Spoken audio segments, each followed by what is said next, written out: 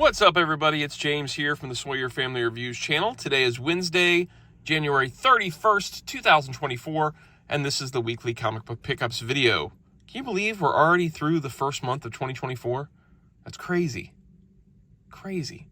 Every week I buy comic books. I get them for myself. I get them for my kids. I get them at Queen City Comics in Fairfield, Ohio. Zip code 45014. If you're in the area and into comic books, check out the comic shop. And while you're over in that area, check out the toy department. They're the best two shops in Fairfield, Ohio. Right? Right. Okay, let's jump in. First things first, you're going to notice there's a distinct lack of Star Wars comics this week. Only Dr. Aphra came in.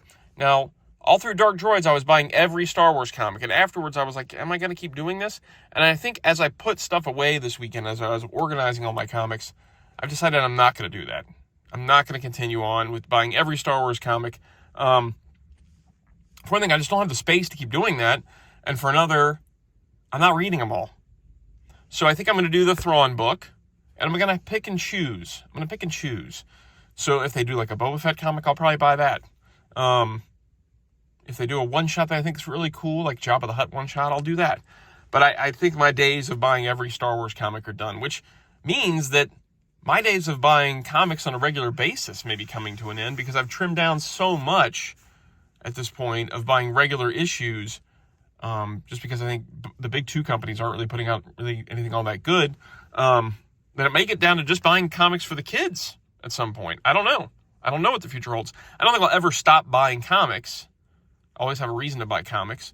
But you may see less and less for me as we move along. So let's jump in and see what we got this week. We've got nothing for Blaze this week that was new, so I grabbed this Secret Origins featuring the Rogues Gallery of The Flash. He was really digging these Secret Origins books as I was getting them there towards the end of last year, but he's had consistently books every week, it feels like, since then. So I had to actually go back and look at my thumbnails to see if I'd gotten this one yet, and I don't think I have. This is like a big, thick issue. This was $1.50 back in '89, so that tells you something, that it was a big, thick comic back then.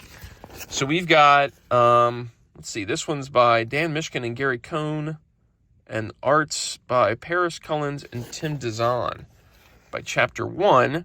Then we've got Grant Neame and Aiken and Garvey, Chapter 2.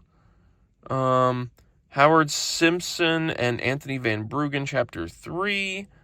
Ian Carr and Kevin Branch, Chapter 4. Trevor Von Eden, Chapter 5, and Don Simpson, Chapter 6. So you got 6 chapters in this mug with origins of Flash villains of the Rogues Gallery. That's cool. That's cool to me. This is Blaze's era of DC, it feels like. The late 80s into the 90s feels very much like that is the era that he finds the most interesting. Just judging by his character picks for the Superpowers toy line and stuff like that. So I'm thinking he's going to want to get back into this because we picked that as he checks that out. And then we've got an older issue for Keaton as well. Keaton's got the most books kind of sitting in a holding pattern right now because he gets so many. Because he's getting Duke and he's getting Cobra Commander and Transformers and G.I. Joe and Conan. So there's all these different books that are kind of piling up because I'm only grabbing like 1 or 2 a week. So Duke number 2 actually came in this week. I grabbed him the Duke number 1 that was in the stack. He liked the Cobra Commander comic better than the G.I. Joe comic. So I think he may end up liking this Duke comic more than he ends up liking the G.I. Joe comic as well. This is $4.99, and it's kind of the Inner John universe. So I really feel like the current G.I. Joe Real American Hero comic is not going to be something he wants to continue with, but he may want to continue with all these Inner John universe G.I. Joe comics because he loves that Transformers comic. I would say that Transformers comic is probably his number 1. Is that Mercer? That's cool. So, who did this one? We've got Josh Williamson writing and Tom Riley doing the art, and the price is $4.99. I guess this is maybe the origin story of Duke? I don't know. He'll read it and tell me. Same thing that was on the back cover of that Cobra Commander comic. So there's that. And then the one new book this week in here is Lilo and Stitch number 1, and we know this is for Gracie. $3.99. Greg Pak doing the writing, I think. Greg Pak doing the writing, and Julia Giacomino doing the art and coloring. Gracie loves Lilo and Stitch. Loves Lilo and Stitch. She's been watching a lot of Lilo and Stitch lately, rewatching the movies and stuff. She's been really into it. I watched some of the second Lilo and Stitch with her, which I'd never seen before the other day. And Lilo is a jerk in that movie. She's very mean to Stitch.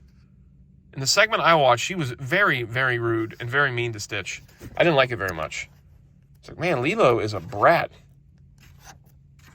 But she'll be very excited. Very, very, very excited when she sees this comic today. And that is it for this week. If you enjoy the videos, like, subscribe, notify. If you read comics, leave a comment down below.